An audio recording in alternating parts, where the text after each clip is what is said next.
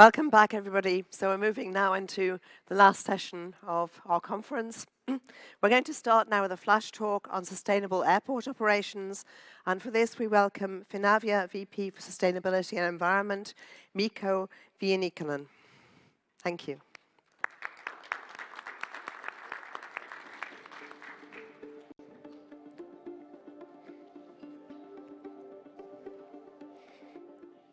So, good afternoon, ladies and gentlemen, and greetings from Finland.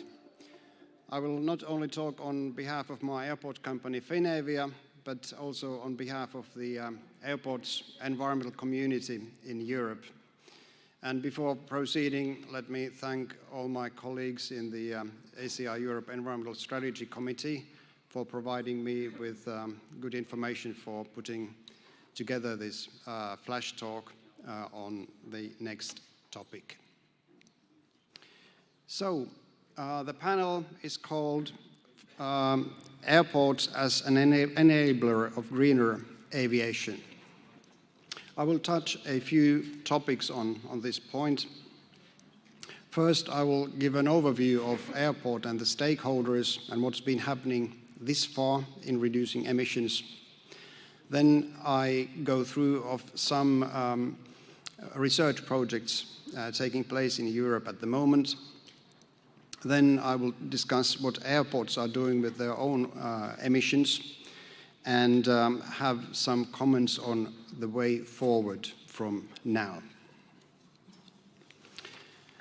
This is how we've been thinking about the emissions at an airport this far. Scope 1 emissions, direct from the airport's perspective, the direct energy usage by the airport operator. Scope 2, the emissions coming from the externally provided energy. And then the Scope 3 covering all sorts of stakeholders operating at the airport. And the biggest source of emissions from Scope 3 is the aircraft operations on the land or in the air. And energy for the aircraft has been let me say, a daily bread in this picture. So there has been Jet A1 somewhere, and then it has been distributed to the aircraft. The Jet A1 has either been brought by a pipeline to the airport and stored, or it's been brought by a lorry, and then the fueling of aircraft has taken place either via a hydrant system run by somebody and owned by somebody, or via refueling trucks. And there has been a lot of work with airports and the stakeholders regarding the energy efficiency of operations at an airport to reduce emissions. Airports have been both enablers and deliverers in this game, and ACI has published just recently a good handbook on what can be done to improve efficiency. And here we shall also remember the CDM procedures at many airports, minimizing the time of engines on in aircraft. But what is there going to be in the future regarding the power sources for aircraft? Destination 2050 report is a fantastic piece of future vision. Let me encourage you all to promote the message of Destination 2050. Technology will solve the question of aircraft emissions. However, it will mean that the demand will go down because the future aviation is more expensive than what it is today. The future brings hydrogen, the future brings SAF, it also brings electric aircraft. And at the airport, the first picture I showed changes. What does it mean from the airport's perspective that we have different new power sources for aircraft? What does the airport operator need to do? What does the airlines need to do, the fuel providers? whoever. There's a massive number of questions on these topics. And now there's also a lot of research work going on by European airports, basically funded by EU programs on how this all can be done and who plays and what kind of a role. First, I will discuss Stargate project, which is led by Brussels Airport. The other airports included are Budapest, Athens, and Toulouse. And in this case, colleagues in Brussels are mainly looking at how the hydrant system in Brussels can be used for delivering high blend of SAF for aircraft. It also looks at aircraft operations on the ground and then ground handling services, emission reduction through electrification and hydrogen as well. Next year, colleagues in Brussels will look also at hydrogen for aircraft. Then there's a project called Tulips, run by Amsterdam Airport, together with Oslo, Turin, and Larnaca. And it looks at how the airport can take a facilitating role in providing the future power sources for aircraft. So how can an airport or airports enhance and expedite the use of novel power sources? And from these projects on the screen, maybe the first one and the last one are the ones most to deal with today's topic. Then there is a big project called Olga, run by ADP in Paris, together with Milan, SEA, Cluj Airport, and Zagreb Airport. Olga is much about how multi-energy airport can be established. So there is no one power source. There are multiple power sources for all the operations taking place at an airport.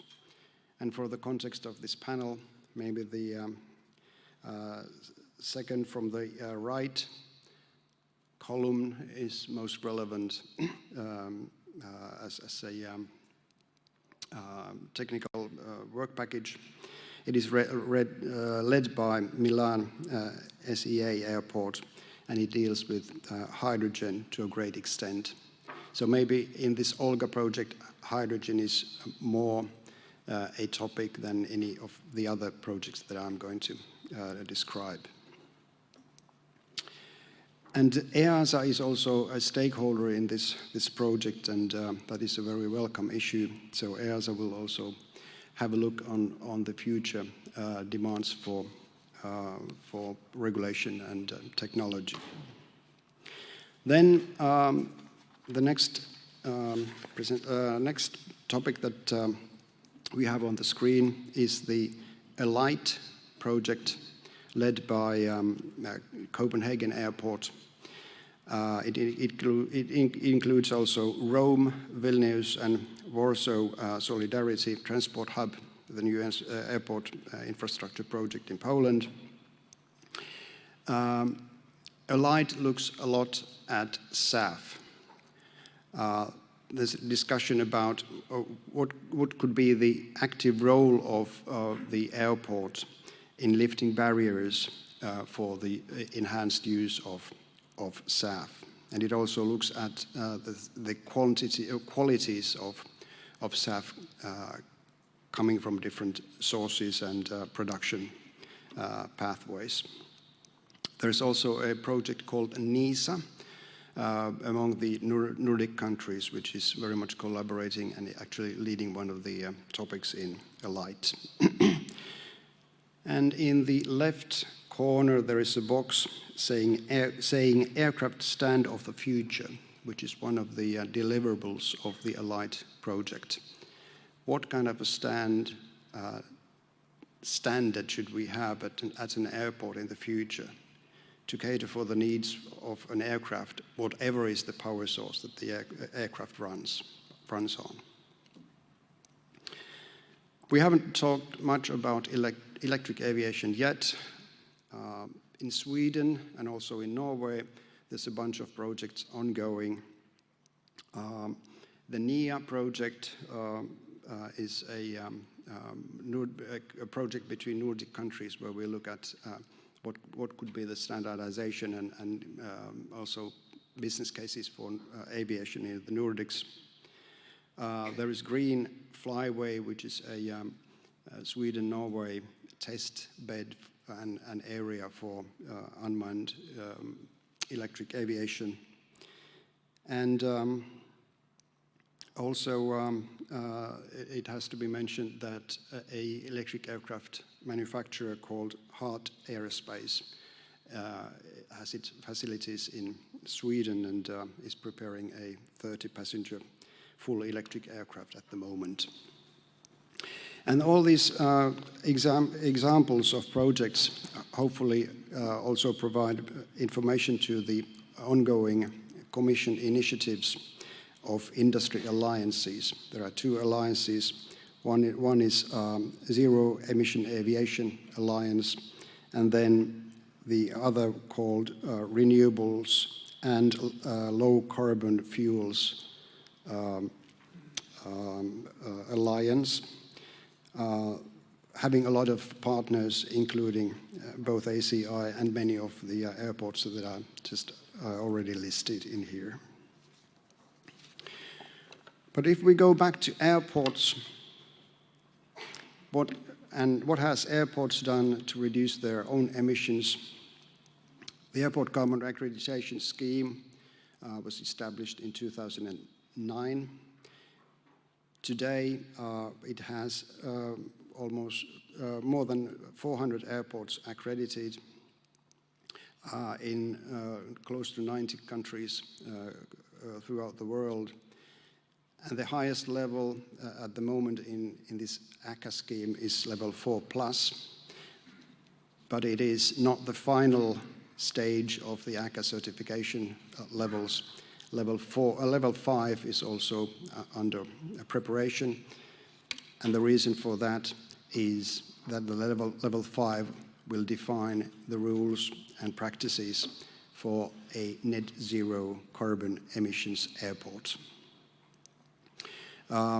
European airports have, to a great extent, already committed to net zero carbon in 2050.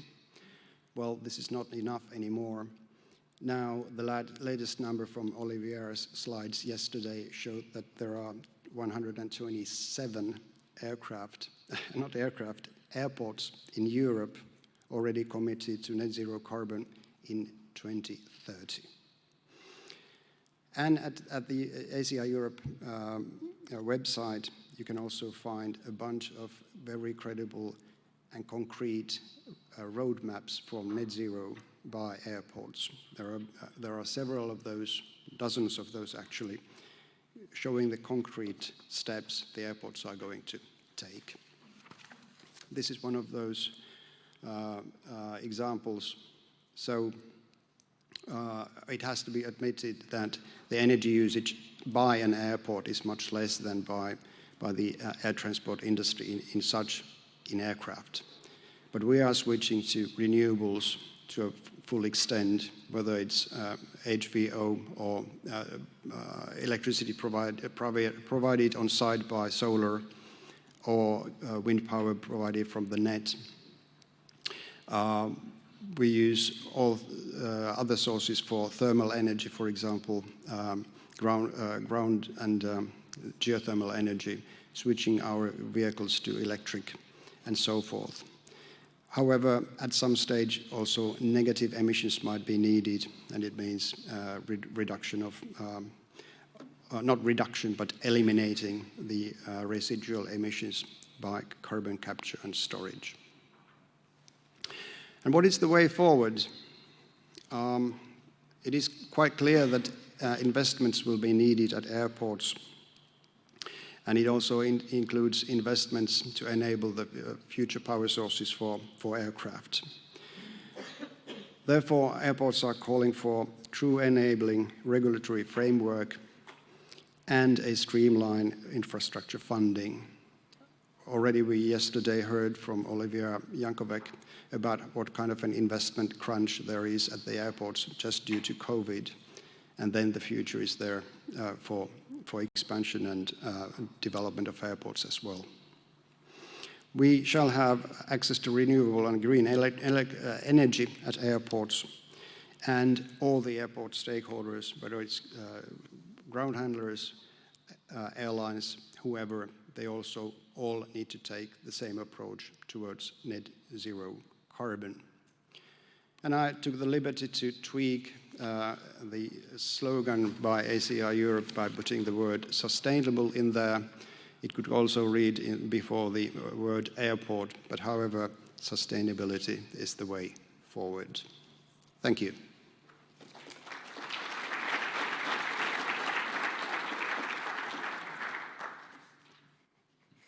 Thank you very much, Mikko.